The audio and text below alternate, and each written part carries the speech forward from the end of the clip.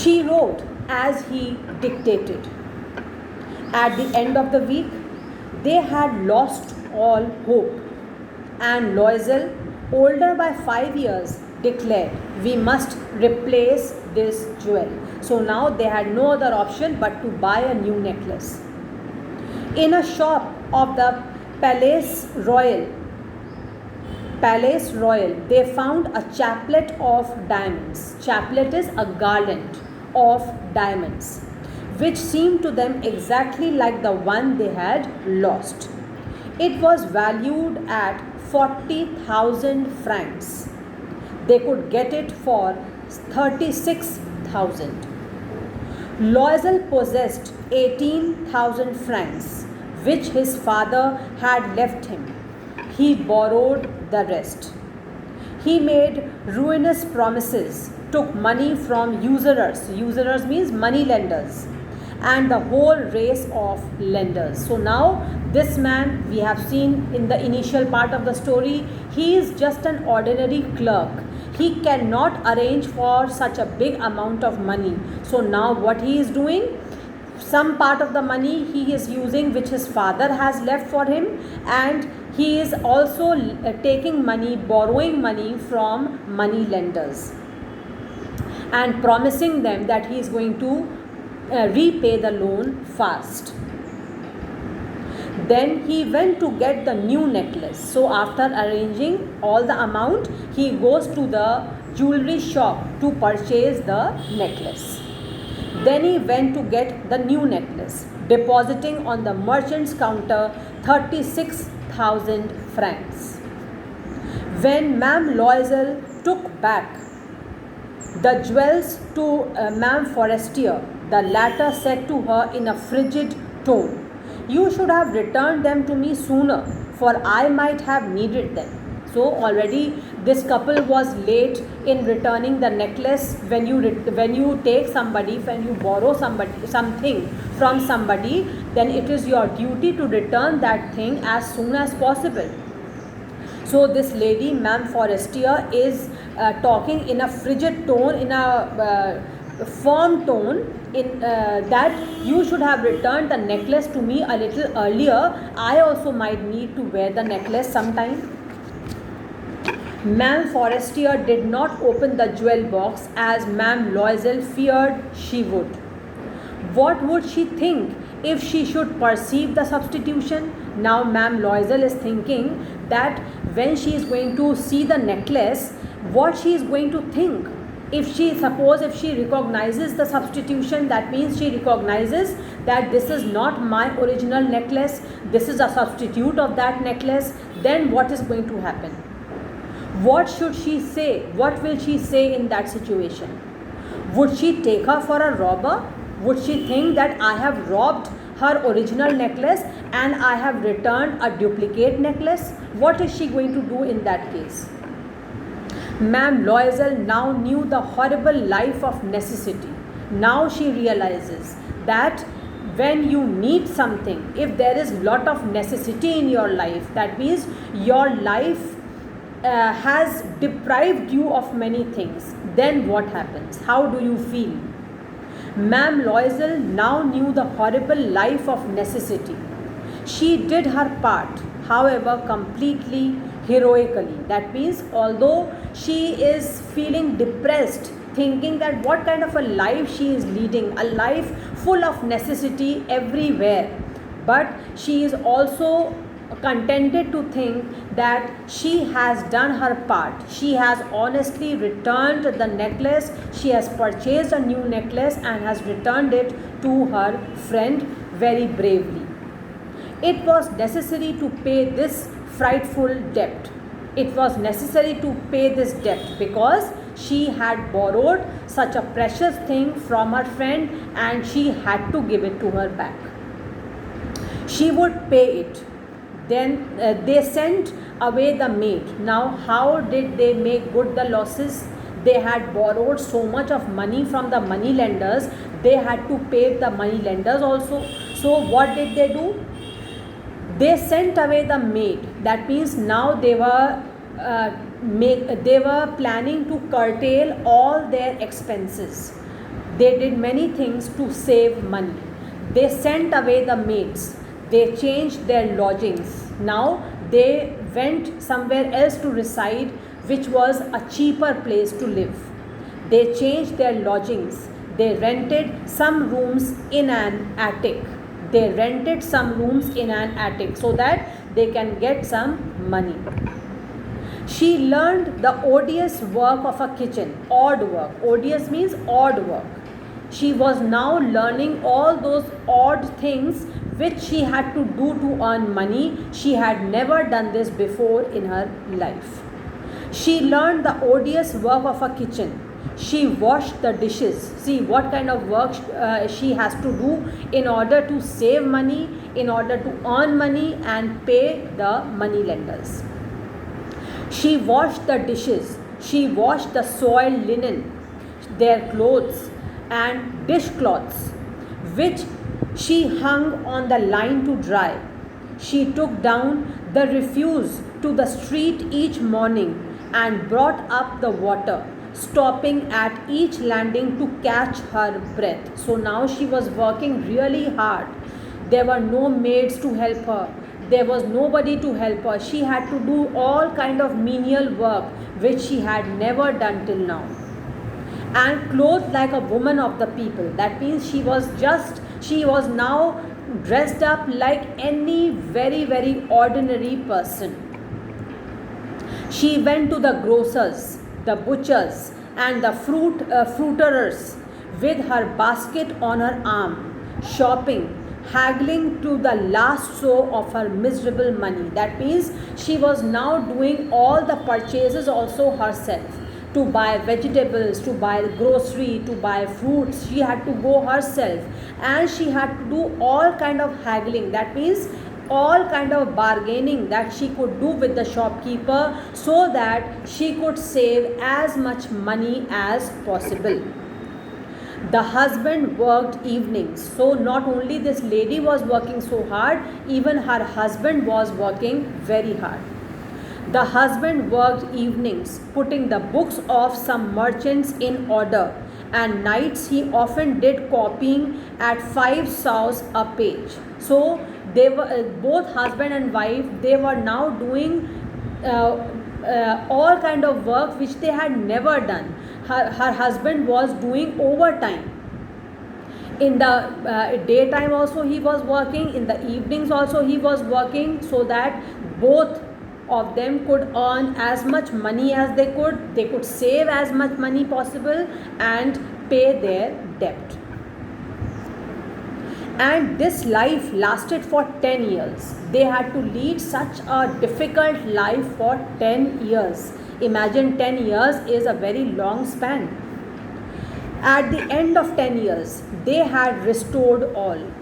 They had paid all their debts in 10 years' time. Ma'am Loisel seemed old now. She had become a strong, hard woman, the crude woman of the poor household, because she had to do such hard work every day from morning till night, because she was doing so much of physical labor. So now she had become a strong woman, a hard woman, a woman who belonged to a poor family. Her hair badly dressed, her skirts avary means away from the usual. That means she was now not even dressed like any ordinary lady used to wear. Her dresses were worse than any ordinary person. Her skirts avary, her hands red. She spoke in a loud tone and washed the floors with large pails of water. But sometimes, when her husband was at office, she would seat herself before the window and think of that evening party of former times, of that ball where she was so beautiful and so flattered. So now she is leading a miserable life, a life of poverty. Her dress is not even like any middle class family now. Her face, her appearance, her body language, all have become so rough and tough because of the hard work she has been doing for 10 years. And very often, when her husband is not at home, she sits at the window and she keeps on thinking about those beautiful parties which she used to attend once upon a time, the ball which she had attended at the minister's residence, and how beautiful she used to look, how people used to flatter her, how people used to praise her. How would it have been if she had not lost the necklace? Now she is thinking that suppose that necklace was not lost, then what kind of a life she would have been leading? Who knows? How singular is life? That means how alone we people are. There's nobody with us. We have to face all hardships in life alone. All are singular, that means all are alone. We have to bear the good or bad ourselves. Everything we have to bear alone. Life is such. How singular is life and how full of changes. How life changes. You can see in this chapter only. Although they were not very rich, but at least they were middle class family.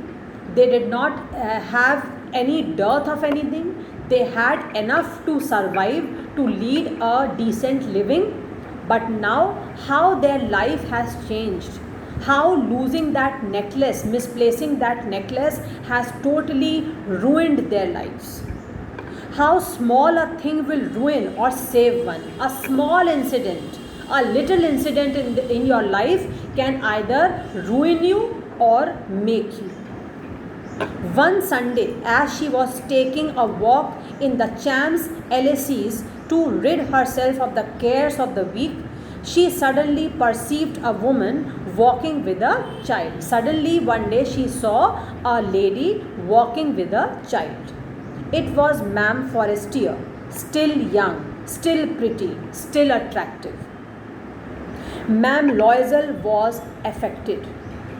Should she speak to her? Yes, certainly. And now that she had paid, she would tell her all.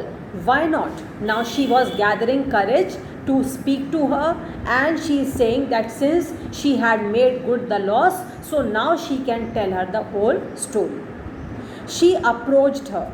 Good morning, Jane. Her friend did not recognize her and was astonished to be so familiarly addressed by this common personage. Now, Ma'am Forestier did not recognize when Ma'am Loisel called her by the name Jane. And she is thinking, Ma'am Forestier is thinking that who is this person who is calling me by this name which is very familiar to people who know me. She stammered, but madam, I do not know. You must be mistaken. Ma'am Forestier is not able to recognize Ma'am Loisel because in these 10 years of time, in this 10-year of time period, she has become so old. Because of the hardships of life which she has been bearing, she is looking like an old lady. She is not looking so young, so beautiful as Ma'am Forestier. So Ma'am Forestier is unable to recognize her. No, I am Matilda Loisel. Her friend uttered a cry of astonishment. Oh, my poor Matilda, how you have changed. She is shocked to see how this lady has changed, how old she is looking. Yes, I have had some hard days since I saw you. She is now telling everything to her friend. And some miserable ones. And all because of you. She says, it is all because of you that I had to face some hardships in life. Because of me? How is that? You recall the diamond necklace that you loaned me to wear to the minister's ball? She is recalling that incident. She is asking our friend to recall that incident when that necklace was given to her so that she could wear in the minister's ball. Yes, very well. Well, I lost it. Now she is telling the story. She is telling what happened. She says that I had lost that necklace. How is that? Since you returned it to me, now Ma'am Forestier is saying that how is that you lost that necklace? You have already returned that necklace to me. I returned another to you exactly like that, and it has taken us 10 years to pay for it. You can understand that it was not easy for us who have nothing. She says that we were always ordinary people, we were middle class people, and making good the loss was not an easy thing for us to do. It took a very long time.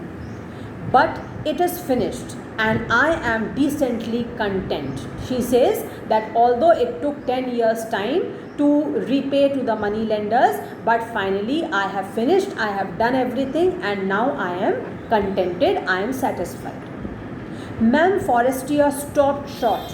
She said, you say that you bought a diamond necklace to replace mine. Now she is shocked. She is shocked to listen that Ma'am Loisel had purchased a diamond necklace to return it to Ma'am Forestier, and for that they had to take loans from different people, and for repaying the loans they had to struggle for 10 years. And she is asking in a shocked tone that, do you mean that you had purchased a diamond necklace to replace my lost necklace? Yes, you did not perceive it then.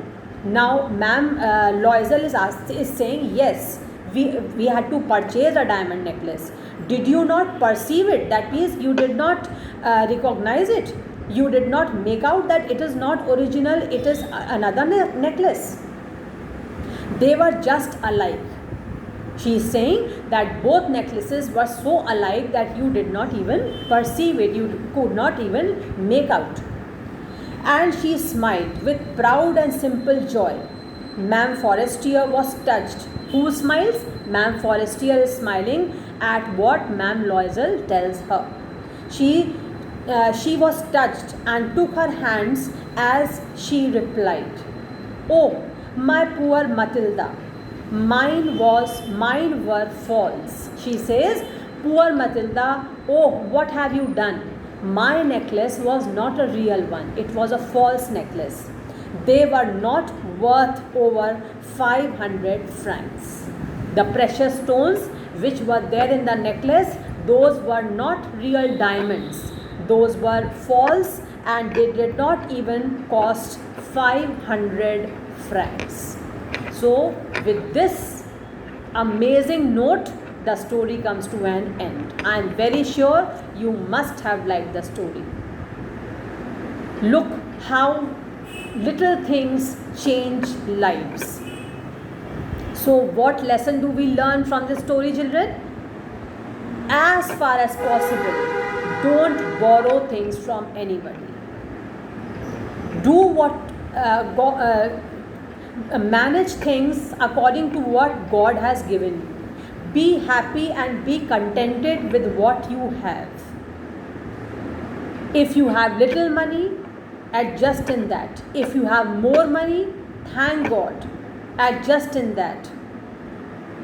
Because if you will only try to show off, if you will only try to do mistakes like this lady Madame Loisel has done, then this can be the end. This can be the end. So, in order to avoid getting into trouble of any kind, do not borrow anything from anybody. Use your things, be contented, be happy with what you have, and thank God for what God has given you. So, see the PDF for the question answers, read the lesson once more, and if you have any confusion, you can ask in message form. You can write on my personal WhatsApp number, and I will answer your question. Thank you.